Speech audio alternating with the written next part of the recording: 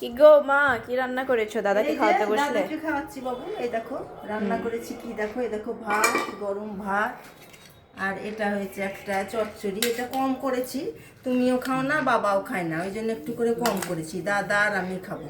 আর এ তো খালি টেবিলে পা তুলে বসা, দেখ না। আর এটা হয়েছে বিনসের তরকারি, বিনস পোস্ত বাটা দিয়ে করেছি। হ্যাঁ, একটুখানি খাবে তো তুমি? খাবো তো। বিনস পোস্ত বাটা দিয়ে করেছি।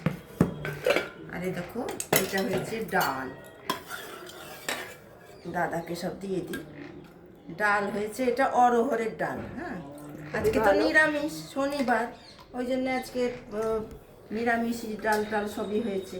নিরামিষ আইটেম করা খুব চিন্তা, মানে কি যে রাঁধবো না ভেবে পাই না। এটা হয়েছে, থালাটা সেজে নিয়ে দিয়ে দেখাচ্ছি।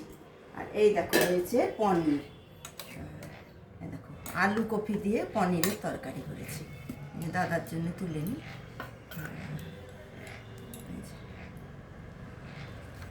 ভালো হয়েছে না, রংটা টেস্টি লাগছে দেখতে। কালার খুব সুন্দর হয়েছে না। এই হয়েছে আজকের লাঞ্চের মেনু। তাহলে তোমাদেরকে বলে দিই কি কি রান্না করলাম। এটা হয়েছে চচ্চড়ি, আর এটা হয়েছে বিনস পোস্ত, আর এটা হলো অরহরের ডাল, আর এখানটায় করেছি আলু কপি দিয়ে পনিরের তরকারি, আর সঙ্গে তো ভাত আছে। এই হয়েছে আজকে লাঞ্চের মেনু। আজকে তো নিরামিষ, ছোট্ট একটা আয়োজন। ঠিক আছে বন্ধুরা, এবার আমি সোনাইকে খাওয়াবো। তোমাদের রান্না দেখার জন্য বসে থাকলাম, ওকে খাইয়ে তোমাদের রান্না দেখবো। ঠিক আছে, টাটা তাহলে।